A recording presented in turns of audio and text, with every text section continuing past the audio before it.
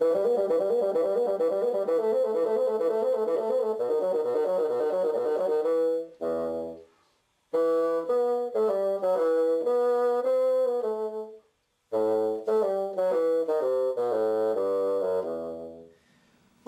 This is the first in a series of videos dedicated to starting bassoonists and also the teachers who teach young bassoonists or even beginning adult bassoonists. Hope you'll find it helpful. In this particular lesson, we'll be discussing the care and maintenance of the bassoon reed and the bassoon, playing position, also a little bit on the embouchure position, and just a few basic fingerings. So let's get started. First off, with the bassoon reed, I suggest that you soak it in tepid or lukewarm water. Generally, I find 30 seconds to a minute is fine for me if it's a reed that I'm playing off and on every day. If it's a reed that hasn't been played in quite a while, it may need as much as 5 minutes. But once soaked, the reed is ready to play.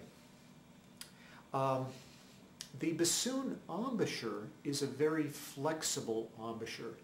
Unlike the single reed instruments where the embouchure is fixed to the reed, the bassoon reed will move in and out of the mouth, and the embouchure, especially the jaw, will be moving throughout the range of the instruments, and in fact our dynamics are quite a bit changed by the position of the jaw and the embouchure. So it's important to realize that we use a very flexible embouchure on the bassoon. And one way in which to think about the position of the embouchure is to experiment with a low whistle.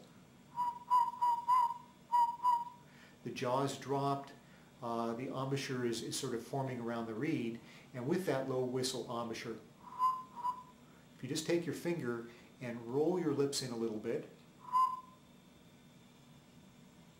you've got a close approximation to a bassoon embouchure. You can tell the proper bassoon embouchure, particularly for the lower register of the instrument, by the way the reed plays or crows. If you put the bassoon reed in your mouth, again with that embouchure, I'm right now just getting a single higher pitch. If I drop my jaw, loosen the embouchure a little bit, I get the octave below it.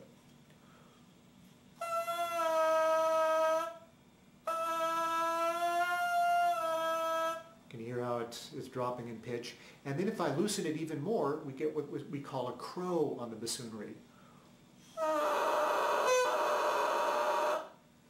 And the crow is with the very loosest embouchure.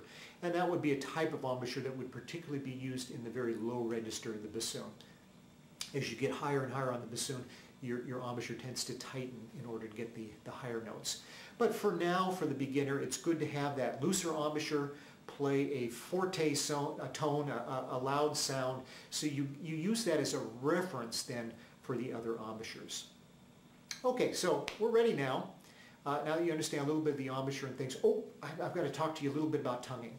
So we start each note on the bassoon with the tongue on the reed, releasing the tongue. If this is the reed and this is your tongue, the air starts, the tongue is on the reed, you release it, the reed vibrates, and then for now, we can stop it with the air. For now, we'll just stop it for the tongue, and we'll talk about articulation a little later on in some of our other lessons.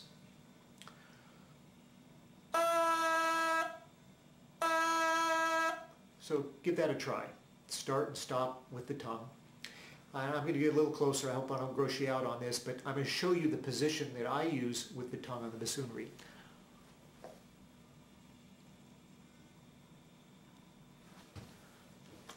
So if this is the bassoon reed and this is the tongue, I find that the bassoon reed hits just a little bit back from the tip of the tongue on the top of the tongue.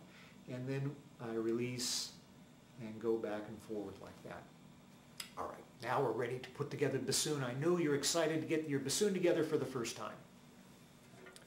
Well, here we have the bassoon case, which we've just opened, and our bassoon here. And I'm going to instruct you now on the proper steps to put together the bassoon. First, you pick up the boot joint and you want to pick it up in such a way that you're not crushing the keys or anything, the key work. So holding it from the sides is probably best. And I position it with the pancake key or the E key facing me. Next I pick up the tenor joint, and the tenor joint fits right in to the boot joint. And the tenor joint will have a space such as this, so it's right around the rim. Now, many bassoons, and this is in fact one of them, may come from the factory with a line, I think you can see that on the video, scribed in, and let me get the reflection right, there you go. There you can see it. And so you need to line those two up, right, like that, and we are then set. That's in the proper place. Next we put in the long joint. Long joint fits in like this, and push it down. Now most bassoons at the top will have a locking mechanism, and this one has a locking mechanism that fits right in and closes over like that. And last of all, we put on the bell of the bassoon, and to put on the bell of the bassoon you need to hold down this pad so the key is up and you slip it on. None of the joints should be overly tight. The bassoon should not fall apart when you pick it up like this, but you don't want to damage anything by forcing it together. Now let's discuss a little bit here some other aspects of the bassoon case. Here we have our two bassoon bocals, and it has these little twists that you twist in order to get the bocals out. This particular case, here's our seat strap, which we'll be showing later. And this case has its reeds in here, reed case, and you need to find a good place for the reeds. Now, many reeds you purchase will come in a small little tube like this, but this does not allow for enough air circulation for the reed to dry out, and it might mold. And in fact, this case, as it is, probably needs some holes drilled into it just to allow for a little more ventilation.